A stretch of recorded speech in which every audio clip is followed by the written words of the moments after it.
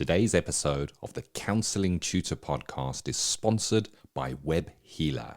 You're a counsellor in private practice and you need a website, or you've got an existing website which you need help with. Web Healer are offering Counselling Tutor Podcast listeners, that's you, £100 off the cost of a website design and build. Now, Web Healer specialise in websites for counsellors and psychotherapists. It's what they do. And the Web Healer team provide a completely non-technical, done-for-you solution, leaving you to focus your time on your clients. Operating for 20 years, Web Healer are a trusted resource amongst counsellors when it comes to getting your practice online. So get the package details and claim your £100 off coupon for your new website by going to counsellingtutor.com/website. That's counsellingtutor.com/website. Welcome to the Counselling Tutor Podcast, the must-listen-to podcast for counsellors, psychotherapists, and counselling students. Here are your hosts, Rory Oakes and Ken Kelly. Hi, I'm Rory, and with me, as always, is Ken. How are you, Ken? I'm exceptionally well. I'm so delighted to be back after the academic break here in the UK, and we are so grateful that you've joined us for the Counselling Tutor Podcast, episode 271. And we've got 3 stops on our journey today. But before we go into those 3 stops on our journey, I wonder, Rory, if anybody noticed that the beginning of the podcast is slightly different today. Yes, we've got a new tune, and and really it reflects, I guess, a regeneration of the podcast in the light of the fact that that the world of counselling and psychotherapy is changing. It's changing really, really rapidly, and we, myself and Ken, we want to keep up with that, to keep up with you, to make sure that we're giving you a really, really good experience of what the world of counselling and psychotherapy is now, because the world is changing, and I think it's changing really, really quickly. Yes, and a slight change in our lineup for you as well. We're going to be stopping at those 3 stops, as mentioned, and the first stop is called Student Services. This is where we're going to be delving into the world of being a student, studying counselling, what's happening, and supporting you along that journey. We then go into a brand new section called Ethical Sustainable Practice. This is for our qualified colleagues, and it's looking at the day-to-day running of a practice, starting a practice, and ethically running a practice which is sustainable for yourself. And then we're going to end today's episode with our old favorite Practice Matters that will never leave us. It's the CPD section of the Counselling Tutor podcast, and today we're going to be looking at disability and therapy. But let's dive into those student services, Rory. There's a new kid on the block. Well, it's not really new, but it's showing itself as new. It's calling itself AI. Lots of news about ChatGPT, lots of fear. It's going to take over the world. Lots of people saying it's really good. But as a student, do I use it? Don't I use it? What is the word on the ground, Rory? Well, it's an interesting one. And, over the summer, Ken and myself have spent a huge amount of time speaking to awarding bodies, looking at government documents, trying to get a sense from educators of how AI is used. I've spent a lot of time with American tutors who seem to have a kind of handle on the use of AI. And one of the messages is that AI is not going to go away. It is here to stay. And how we engage with it, and more to the point, how we engage with it ethically, is going to be an ongoing debate. And as Ken has said, there's huge amounts of newsprint been put to AI to say it's going to do everything from destroy the world to destroy education. But actually, we see it as a very positive tool to help with critical thinking, to expand people's learning, and to support differentiation, to support different levels of understanding. And if it's used correctly, it will be, we think, a fantastic tool to aid the development of counselling and psychotherapy in more ways, I suspect, than we know. Yeah, and you said a very key phrase there, Rory. If it is used correctly. Yes. And like anything, I mean, AI or the new technologies that we're seeing are really just technologies. They're neither good nor bad. It is the application. How is it used? So if as a student you go to something like ChatGPT and you ask it for facts or information for your assignment, then that is kind of an unethical use of AI. Because you get basically asking AI to do the study work for you. But there are ethical ways. And I think this is the focus here. Ethical ways of using these tools. So you're not looking for facts and you're not looking for the information for your assignments. You can use it to help you and support you within your studies, but without kind of letting it do the heavy lifting, as it were.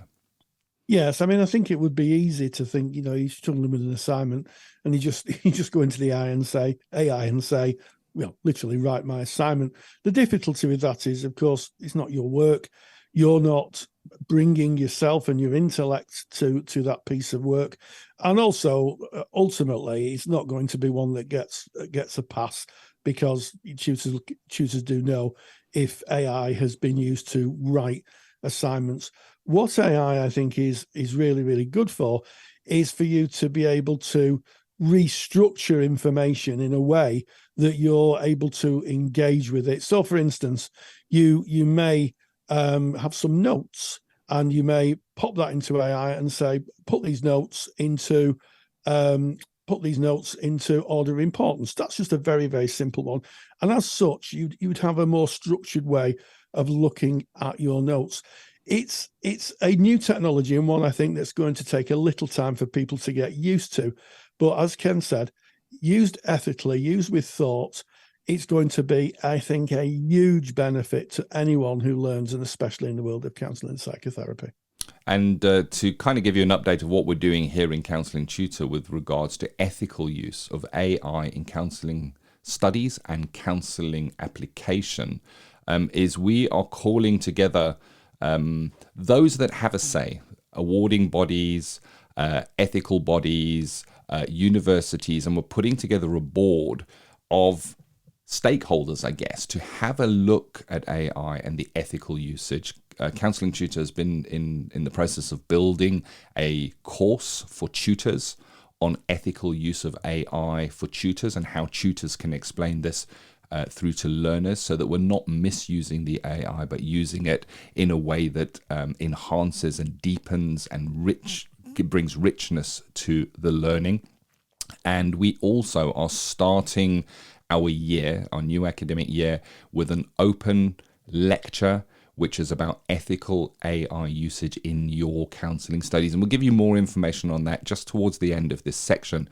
If you're interested in that, you can register for that and you can come along and you can enjoy that lecture and have a look at what we're doing. But just as an example, Rory, you mentioned you might use it for restructuring information you have. You can also use AI, point it to a handout that maybe is given to you by your university, your college, your learning institution, and you can ask it to summarize that. So you've got the handout, it's your work, it's been handed to you for your learning, but it may be that you want to make summarized notes for when you do your revision.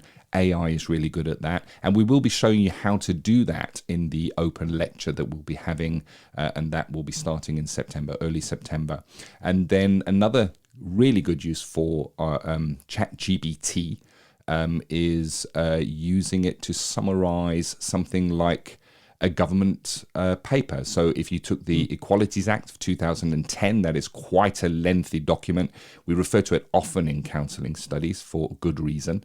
And you might point AI to that and ask it to pull out the most important points and to summarize. Of course, you would reference that against the original document. So you're not kind of getting it to work out the information for you. You hold the information already. You say, look at this act and just pull out the main points, and it can really summarize, and it's really good for that. It's also great for revision work. If you've got handouts and work and notes that you hold that are yours as the student, well, you can use AI to create a quiz for you to check your knowledge on that. You can feed in your notes and say, make a quiz at level 4 standard, and I will kind of answer that, and it will tell you whether you are right or wrong on that. So that's very useful for revision. You can do that with your peers. So lots to come. We'll be teaching all of that in that open lecture, which is beginning of September, Rory. Absolutely, and I think that's a must attend to lecture, because AI is going to be something that I think every student who goes back to their learning institution is going to hear about from either their peers or their tutors, and also it's so much now in the news, and I think that the ethical use of it and developing a skill set to be able to harness the power of AI, but doing it in a way that, as Ken said, interrogates you on work and gives you different questions to look at. I mean, Ken talked about summarizing. You could also make flashcards. So you could have flashcards, and you could have the name of a theory on one side, and on the other side you could have a more detailed explanation.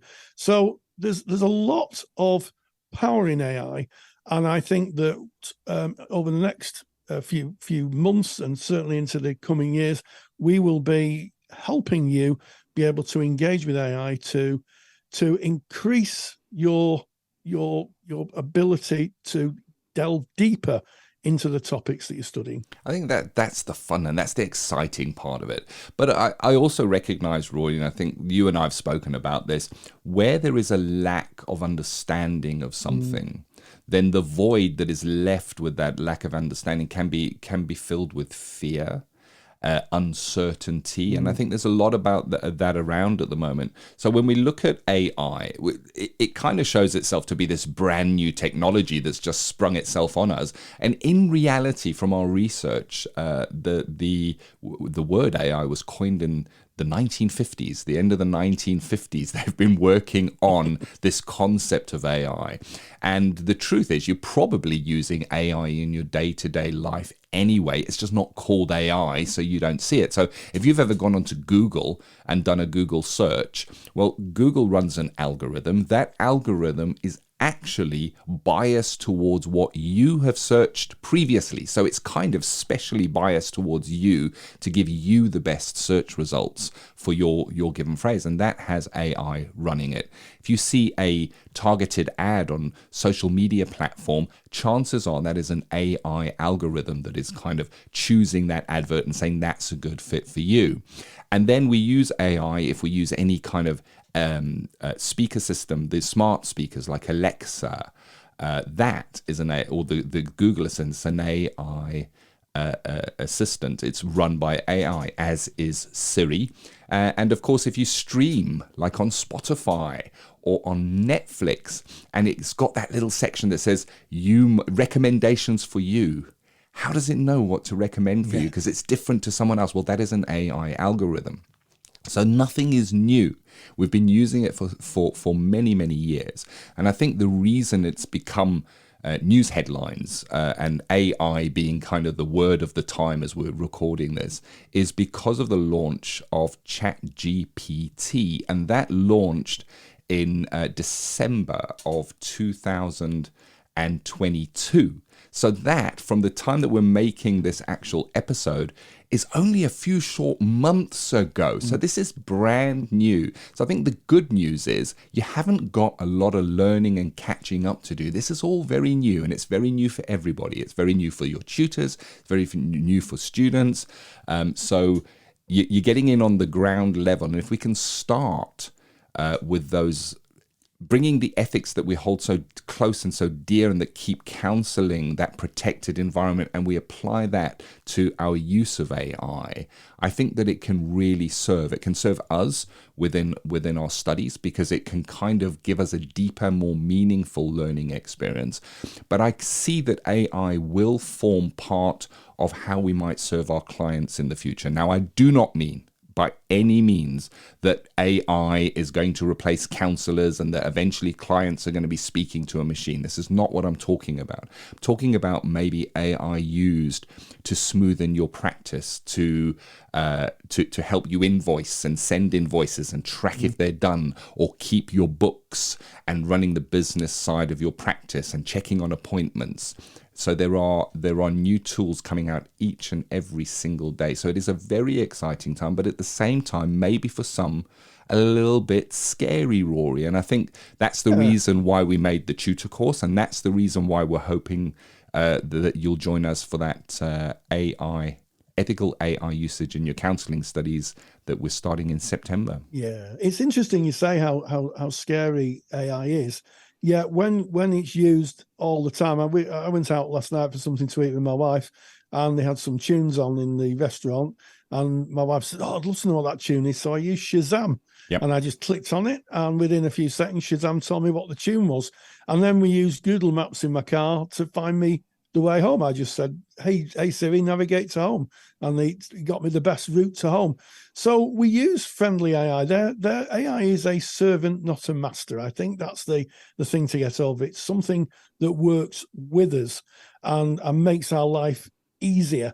And within the realm of counselling, as Ken has alluded to, I think that in a few years, things like assessments may very well be done with AI. Things like, we do core 10 assessments sometimes, and there's a lot of other assessments that are used in counselling.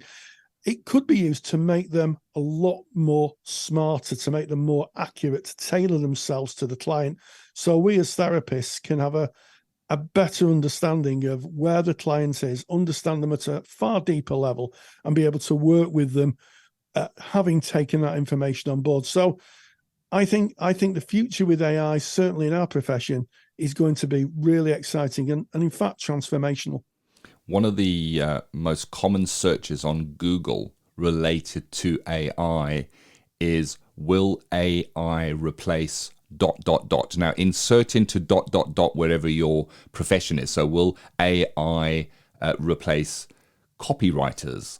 Will AI replace counselors? Is maybe the thought that we might have. And for me, the answer is no. And the reason for that is what AI is and how it works is that AI is really just a massive database of information. So if you take something like ChatGPT, it was trained on all of the text on the internet. Now, that's a lot of text. That's a lot of stuff. That's every website that is readable, every paper, every academic paper. It holds all of that information. Some of it true and some of it not true, if you think about it, because the internet's a very large place and you can basically post anything on the internet. So it's learned the good and the bad, the true and the not so true. But really, all it is a massive database that you're asking a question, it's going through that database and using some very smart technology, bringing you an answer. So it is a knowledge-based search. So an example of where that worked quite effectively was in a law firm. A law firm recognized that all law is based on the books of law and the information that is in those books and the precedents and all of the case precedents that have been set. And there are millions of documents related to law. Well, something like AI is very effective at going through all of that. So you can ask it a law question. It can go and look, these are the facts, and come back and give you some information. So that is an information-based search. However, when we're speaking about counseling is about emotion.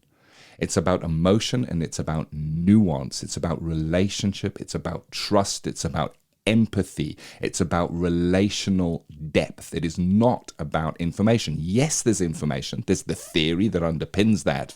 But at the very heart of counseling, it is two humans in communication with one another, using empathy and that shared understanding of emotion, knowing what it feels like. So for me to be empathic when you're explaining something, I need to be able to, at some level, understand what that feeling is. And I can't see AI or computers being able to get to that level. So I think that it's like hairdressers. I think they won't be taken over by AI either. But I think we're pretty protected from being taken over by AI. And I think that is a fear of some. But I do see AI creeping into how we might run our practice. Information gathering, like you say, Rory, of doing an assessment where it is a match of information against maybe risk criteria, or gauging or tracking how the person is progressing through therapy. It might be very smart. And we do know from our conversations that Rory's mentioning assessments. Well, we know that this is being built at the moment. There are those out there at the moment looking at the counselling assessments and looking at how that can be used with this new technology in better service. And I think that's what this is about. Ethical use of AI in better service, including in our studies. Yes, absolutely. And I think as the year unfolds, we will see a more definite direction in how you use AI in your studies and how it will support you. It is, in fact, I think it's fair to say it's so new that learning institutions, awarding bodies, universities are really debating this now. But I think the message to take away is AI is here. It's not going anywhere. And how we engage with it, it's a tool like anything else. You know, I could use the analogy of a knife. I use a knife all the time to cut food, to cut into cardboard boxes to get goods out. A fairly benign but very handy tool. But you could also use a knife to do some serious damage to someone. It's not the tool, it's how it's used. And I think that the way we'll adapt to using AI is think of more creative ways of using it in a way that is productive and enhances our knowledge and, supports our clients. And that's what our lecture's about. And if you're interested in ethical use of AI in your counselling studies, our lecture from Counselling Tutor, it's free to attend.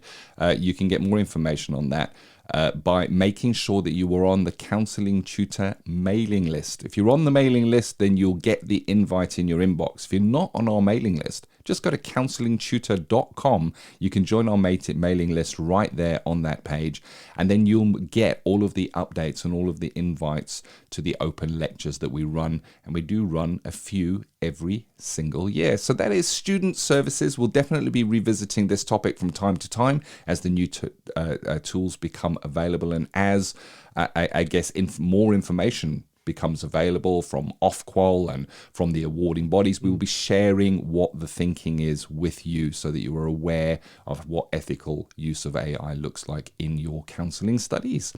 Student Services is sponsored by Counselling Skills Academy. Have you ever wondered if you're using counselling skills effectively? Confidentiality means we rarely see skills used by others, so it's no wonder that so many students say they lack confidence in their counselling skills. That's why I built Counselling Skills Academy. Counselling Skills Academy is an online course that you can do at your own pace.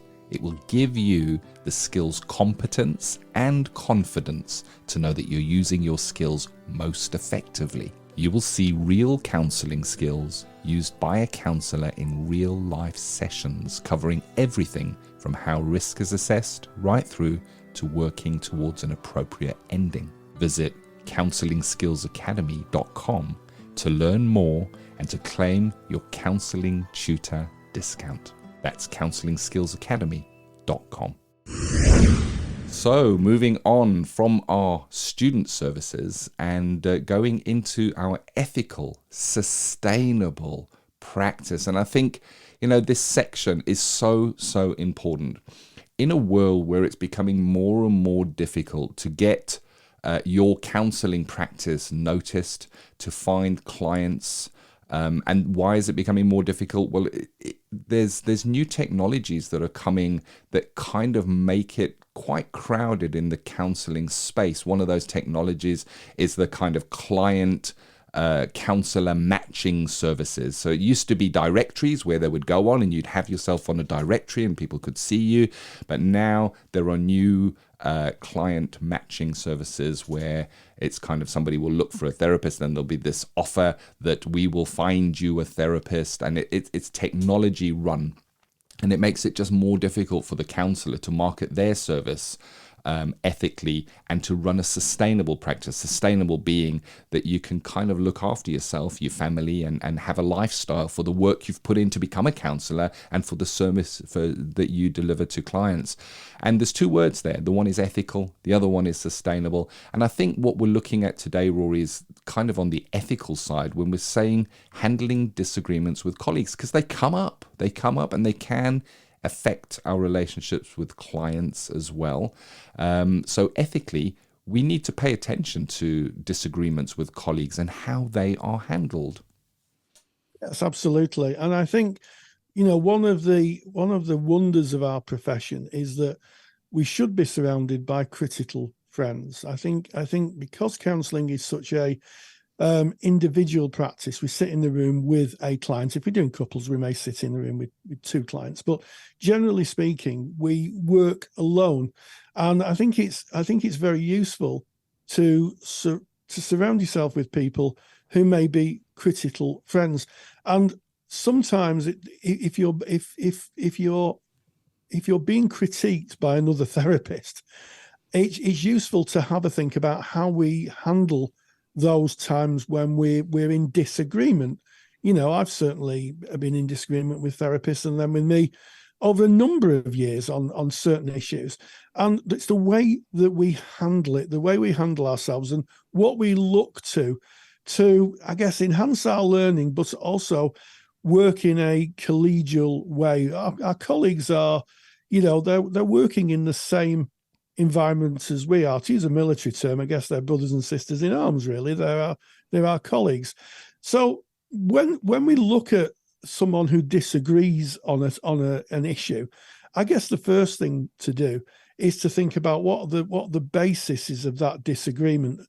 Do they live in ethics? When someone says something's unethical, well, I think the question there becomes, well, what part of the ethical framework that you abide to? And most of the ethical frameworks now in the UK, pretty much the same. The wording may vary, but they're pretty much the same. What is it exactly that's in the ethical framework where I may be bumping into it? And also, in terms of the law, we have to work within the law. So those are two areas where we may have disagreements. Certainly, the way to handle it is to ask the person what they disagree about, what they see in your practice they believe they disagree with, and then go away and reflect and look at the areas of either ethics or law that they're talked about. But you have to frame it in that way. I think just forming an opinion and saying, well, that's unethical, isn't really helpful. I think you have to say it's unethical, or you shouldn't be doing that because, and then back that up with information and theory. And I think it was Tim Bond who wrote in the very famous book about counselling ethics that sits on every university and college shelf and a lot of students' shelves, is that just because someone disagrees with you doesn't make it unethical. Just because someone does something in a slightly different way doesn't automatically make it unethical. What we have to do is, if we believe that someone's doing something incorrect, we have to look at the base reasons of that. Is it ethics? Is it law? Is it something else? And we have to be very thoughtful before we go and challenge clients. Now, before we challenge our colleagues. Now, in ethical frameworks, we do have a duty of candor. So if someone sees someone doing something they believe is wrong, we have a duty under the ethical framework to challenge them. But we need to challenge them with clear information, Ken. Yeah. And it's really interesting, sometimes that we all have differing opinions, and Rory within Counselling Tutor, our team on regular occasions will disagree with one another, and that is healthy because it promotes thinking, it promotes looking at it from a different perspective and re-examining your own point of view. It's interesting you speak about candor because there's two sides, aren't there? We're speaking about a disagreement, so it would infer that somebody has said something, or you have said something to somebody to cause that disagreement. And when it is based in opinion, like, I don't think you should have a red counselling door because red is not a great colour to greet a client, well, then, what you do on that and how you think about that is very different to have you considered with your practice being up 3 flights of stairs, how those with mobility challenges may enter your practice. That's a very different kind of challenge, and it requires a different thinking level. And I think that's a great place to start, is kind of identifying what is the information, if you are the recipient of this, that you are hearing. And Tim Bond, you mentioned Tim Bond, and of course he famously put together the ethical problem-solving matrix, which is available on the Counselling Tutor website. Go to counsellingtutor.com, pop in ethical a problem-solving matrix, and that'll come up over there. And it's a set of questions that you would go through to ask yourself to examine that. But I think even to get to the point of examining, we need to be open. We need to be open to the input of others and not too defensive and closed down. If we're getting that critical friend giving us feedback, giving us guidance, giving us information, if we are open to that and think about that and explore and examine that in the correct ways, that's a great place to start. And of course, if we find maybe there is an area, and we're called on this in the frameworks, we need to an area that we need to look at more deeply. We need to make sure that we're taking any immediate action to prevent or limit any harm to a client, first and foremost. Repairing any harm caused if we have maybe done something that's been pointed out to us by a colleague or somebody else. Offering an apology where appropriate. And this includes to colleagues, saying, what, I got that wrong. I'm so grateful for your guidance on that, and I apologize for how I may have acted or reacted within that moment. Notifying and discussing with our own supervisor. I know from myself, sometimes when I receive feedback, my initial gut reaction is back from many years ago, before all the personal development. It still lives within me, and it say, who are you to tell me? And it goes into this like mindset that I don't particularly like within myself, but I know that it still exists there. And having a colleague like a supervisor that you can go in and speak about it gives another outlet where you can discuss it and have a think about that before going back to that colleague and continuing that conversation, I guess. Absolutely. You picked up on an important point there.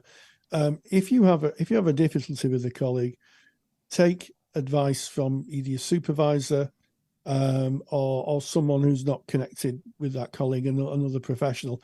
And I always think it's useful to write down very clearly what the issue is, and write it down, and then just put it to one side, and then come back to it and have a look. And when you reread it again, is it still as pressing? And if it is, speak to your supervisor. And I think some of the difficulties that people have is that I think there's a lot of folklore in counselling that we think we must abide by. I saw a debate about the therapeutic hour. Should it be 50 minutes? Should it be an hour? Should it be half an hour? Now, sometimes if you're working with clients who are, have experienced extreme trauma, then you may only be able to handle half an hour at a time, as long as that's contracted and they understand that and that works. But that's fine.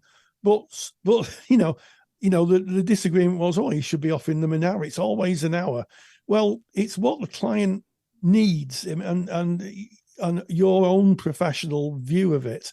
So I think that before being kind of thinking that something is unethical, may be worth just kind of taking a bit of retrospective thought for yourself and saying, actually, is this challenging something I believe to be true?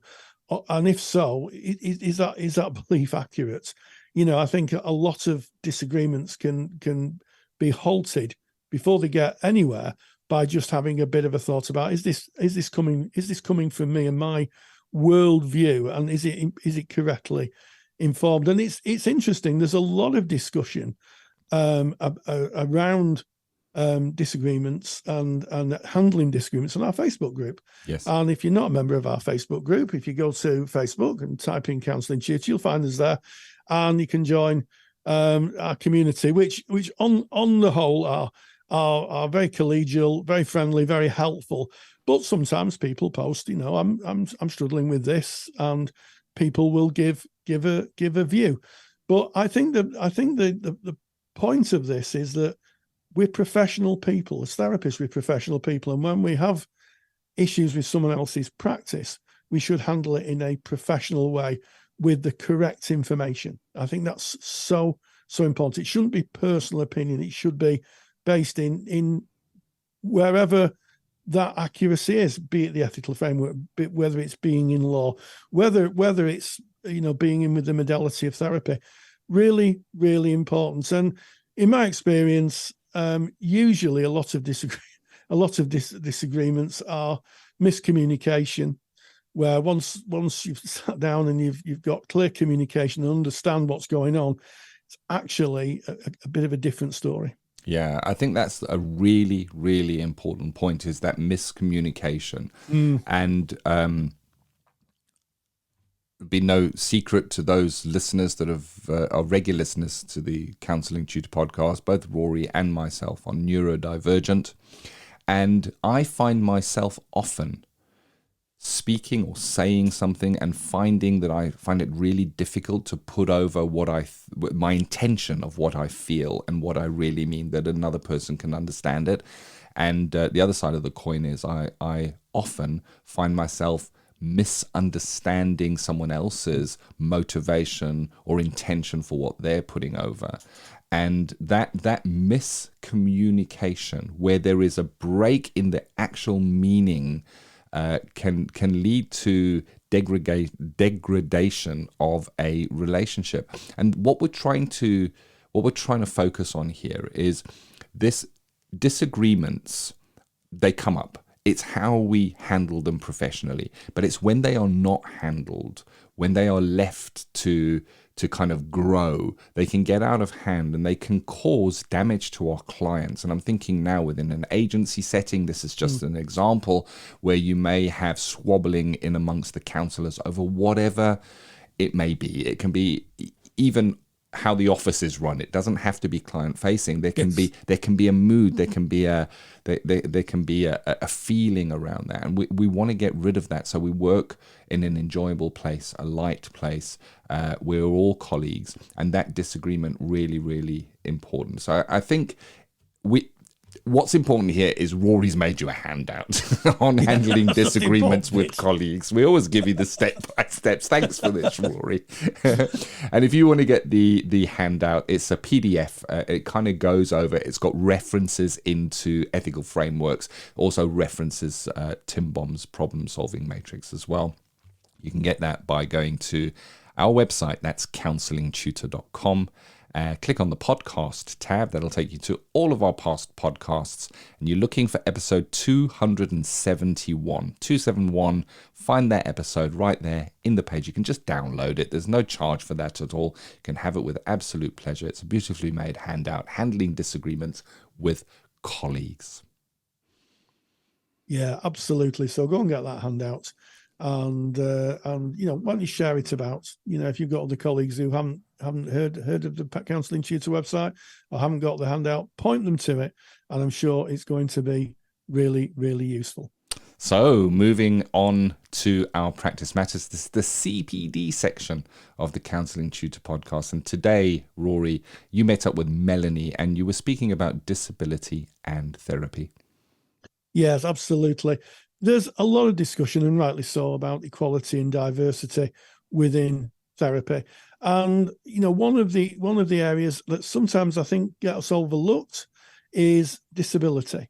And I was delighted to meet up with Melanie Halacre, who has done an absolutely fabulous lecture on working with disability in the therapy room for our Counsellor CSR library, our student library, and also our CPD library for qualified colleagues. And she talks about disability and therapy, and touches on some of the issues that she raised in her lecture. And this is what she had to say. Practice Matters is proudly sponsored by the Counsellor CPD Library. To access top quality, relevant continuing professional development for your practice that you can do at a time that suits you, and all for less than the price of a cup of coffee, visit counsellingtutor.com. There's a lot of talk about diversity in counselling, and perhaps one of the lesser talked about subjects is disability, which is why I'm delighted to be interviewing Mel Halacre from spokespeople.org, who is a pioneer and a activist, I guess would be the correct term, in bringing disability awareness to counsellors. She's done a fantastic lecture for our Counsellor CPD and CSR library. So it's my great pleasure to welcome Mel Halacre. Mel, you're so welcome. Thank you, Rory. And it's always a bit uncomfortable to hear such glowing praise, but thank you. Well, you know, I think it's the truth, and you and your spokespeople are pioneering in trying to push disability awareness in terms of all aspects, I expect, but certainly in counselling, which I guess brings me to my first question. Why is it important to explore disability and therapy, and why is it also, I guess, important that people engage in CPD around that? Yeah, that's a very good question, Rory. And I think there's lots of aspects to that. I think when we think about equality and diversity, and we think about minority groups, we're thinking about people that are different from ourselves. And, I think it's really important that we remember, for all equality and diversity really, is that we have a relationship with that diversity, whether or not we are a member of that group or not. So we all have a relationship with disability, regardless of whether we have any disabled clients, regardless of whether we or any family members are disabled. We still have, thoughts and ideas around disability. And, one of the more important sides of kind of talking about diversity and this word inclusion, which is now being debated, is inclusion the right word or not? But, when we want to help minority groups, we are kind of being an activist, and we kind of need to be proactive in saying, well, why aren't we seeing this amount of disabled people in our practice? So we can be proactive at looking at why we're not seeing them and what we could do about it. Now, certainly, I don't know, Rory, what your training was like when you trained, but when I trained as a therapist, which was, I finished in 2009, I think we did about 2 hours on disability on our whole training course. And if we look at, the resources that Spokespeople offers, so our training modules at the moment, we have got about 13 hours already, and we're just scratching the surface. That's woefully inadequate, the 2 hours of training that we had on my counselling course. What was yours like, Rory? Well, to be honest, I don't think we got 2 hours. If I remember, and what I would say, as a former lecturer of counselling, we had I think a 30-hour block of training for equality, and I seem to remember that we had to get the whole panoply of diversity in there, and I always thought that 30 hours wasn't really enough, because there's so much when we talk about that much debated word inclusion and diversity. There are so many diverse groups, and there's so many nuances within that it was very difficult to get a sense, a deep sense. So, external training, I think, is so important in this field. Yeah, definitely. And it is the reality that the training courses are so jam-packed. It is hard to fit it in and to do it justice, I guess, really. So, I suppose we're really passionate about saying you can be proactive and you can say, okay, if I'm not seeing 20% of my clients are disabled, because if we look at the population, about 20%, if we're not seeing that in our client group, why aren't we seeing that? When we know that there are so many groups out there that are, what's the word I'm looking for, that are secluded from a lot of services, we can kind of be proactive in saying, well, how can we include them? How can we offer a place of belonging? And there's lots of ways that we can do that. But yeah, it's the challenge is to get people to attend training and to feel as if they want to attend and as if they're going to get something personally out of it. Yeah, absolutely. And I guess that brings me to my second question. If I think about my practice experience, I've seen very, very few people with a visible, and I'll use the term, I want to make it really clear, visible disability. And there's lots of hidden disabilities, and I understand that. Is there a difficulty for disabled people accessing therapy? Is that something you'd see? Yes, so that's really common, and I guess that's how clients, find us after many years of struggling. So there can be issues around finding physically accessible venues, but there's also there was that case, was it 2019? Ashley Cox, who wrote in the Metro and also for the ACP that he'd been turned down by 8 therapists and he was blind. So there was no physical access issues for him. But I since know that a colleague of mine has been in touch with him that is now on over 100. And, I know several other disabled people that are on over 100 contacts that they've tried to make. So we know there is an issue, not just around physical access, but also therapists, I guess, willingness to engage in something that might make them feel awkward or uncomfortable. And certainly, Rory, I think I've shared with you, this is now my famous example where I was asked to attend, a conference to give a lecture on working with disability. And most people had 20 to 30 people in their workshops, and I had 6 people in mind, 2 of whom were disabled. And the other 4 people all had a personal connection to disability through a friend or a family member.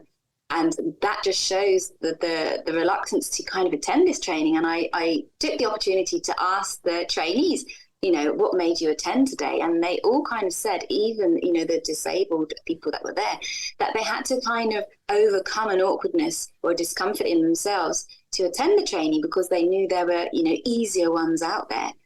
So, it's great that you've asked me to do this podcast with you so that I can encourage people, it's okay to feel uncomfortable. But, we ask our clients to go where it's uncomfortable, don't we? We say, let's try and stick with that. We do. And it's a pity that this isn't a video because my face is absolutely stunned. I can see myself in my monitor. And I had a very stunned face when he said that people were being turned down because they were blind. Do you think that is a outward prejudice or people who are so unsure of working with disability that they just don't think they're equipped to do it? I think it can be lots of reasons. I think it's, I don't feel equipped. I don't know how to do it. So because there's a lack of training. Equally, I think there's this unconscious process that happens, particularly with disability. And, when we talk about denial, so when things make us feel awkward or uncomfortable, it's easier to just push it away. And sometimes I think that's an unconscious process. And I think what therapists who turn these clients down don't realise is that you're maybe the 100th person they've already contacted. Yes. And I think when you start to realise that person might have had lots and lots of rejections before you, then you might consider to change how you respond to that disabled person who's inquiring about accessing your service.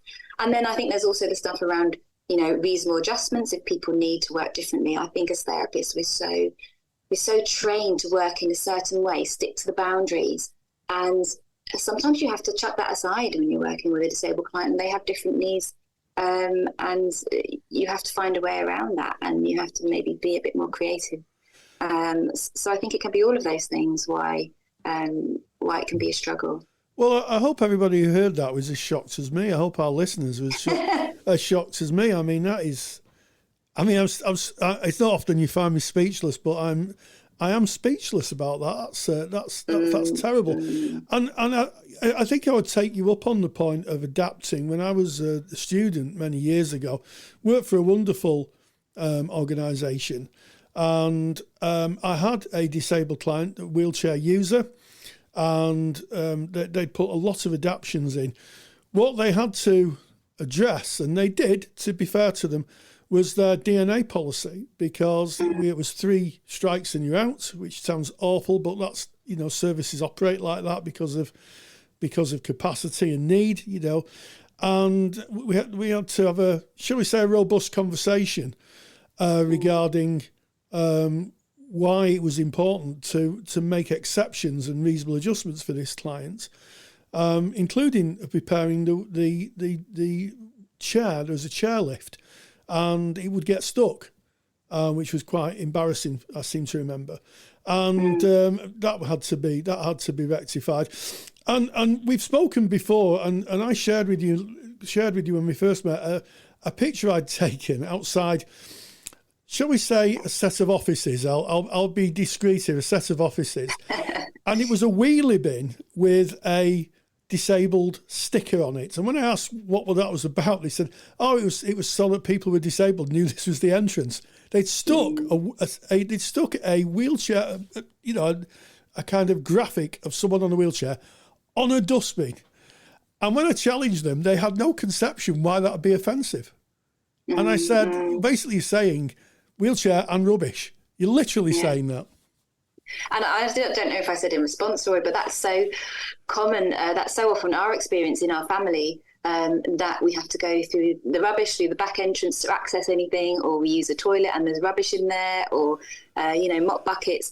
And none of that gives you the message that you feel like you belong or that you're valued. Yeah. And so I think as therapists, we have a really important proactive role, that we could use our websites and how we communicate with the potential customers out there, that we can offer them a different experience from how they usually get treated in society. Yes, and there's one question that's kind of popped up. We're working remotely today. I'm in Manchester and you're a distance away from me. And I wonder, do you think that the advent of online therapies is going to make it easier for disabled clients? I was just thinking that as we were talking. Well, and now you're giving away some of the one of the myths we discuss in the lecture, Rory, because we do this. So I don't know whether you want me to answer that or to say people come and watch the lecture and find out more about this this myth of whether online is the way forward or not. Well, I think as a bit of a teaser, because it really is a good lecture and you shouldn't miss it. Go on, give it away now. So I guess the long and short of it is, for some people, yes. But for some people, no. There's something around, and that's not just for disability, but anybody who's had a lot of minority experiences of being excluded and made to feel different. There is a lot of value in seeing someone in person, because you can see their whole body language, their whole body, and you can see if what they're saying and what their body is doing matches. Because I think that's really important for that congruence that clients from a minority background, they want to know, they want to feel heard, they want to be believed, and to feel valued. And sometimes if, people might need more time to build that trust than they might need in person. And also we talk a lot in our training about, there is a higher prevalence of trauma, and equally, so when people have experienced a lot of trauma, and again, that's common across many minority groups, in-person support can sometimes be more healing or more helpful. Yes. So that's the long and short of that one. Well, I'm sure that you expand on that in your lecture. So that really neatly brings me to what do you cover in the lecture? What does the lecture cover, Mel? So we call it the myths of disability and support, disability and therapy. So I guess it's the things that people have often said to us over the years about working with disabled clients. So, for example, I don't need to do anything because I don't see any disabled clients, in my service, and our response is, well, why? Why are you not seeing them? Or, a common response is, I treat all my clients the same, so I don't need additional training. And that comment comes from a really good place, and we explore in the lecture, why that might not be the case. Or, a common myth is my venue has steps, so I can't do anything about access. So that's some of the myths we explore, and we touch on disability and sex as well, and intersectionality. Am I missing it? I'm sure there's a few others, Rory. Am I missing? Well, I mean, we don't want to give it all away, Mel, do we? Because this is a really in-depth lecture, and it's quite interesting because we have a huge amount of lectures in the CSR CPD library regarding diversity, but actually, I think I'm right in saying that you're the only person who's approached us to actually make a lecture on disability, and I think that's quite telling, if I'm honest. Yeah, and equally, there's a lot of challenges for disabled people to become therapists and supervisors and lecturers, and I think that's part of the issue too. We're not seeing it in our profession as much, and so I'm hoping that it encourages more people to approach you, Rory, because I think there's a lot of disabled private practitioners out there doing great work. So I hope they will come forward and offer more training, because it's very much needed. Absolutely. And if you are interested to find out more about spokespeople and Mel herself and the work she does, if you go to counsellingtutor.com, go to the podcast tab, look for podcast 271. And Mel will supply some links and some information we'll put in the show notes, and of course a link through to the website so that you can have a look and look at more depth, and indeed may even engage in the many training opportunities that you provide, Mel. Yeah, thank you. And we also have a Facebook page called Disability Psychological Practitioners Network, where people can get free support, and we have other free support on our website as well. So we really just want to encourage people to start thinking about it and to keep that conversation going. Well, it's been a very insightful 15 or 20 minutes. And I have to say, Mel, it's always a joy. So Mel Halacre, thank you so much for joining us. Massive thank you to Melanie and to yourself, Rory, for reaching out, for holding those interviews, for bringing us the good stuff. And of course, you mentioned this going into it, Rory, but if you want to hear more about disability and therapy, see the entire lecture that Melanie delivered.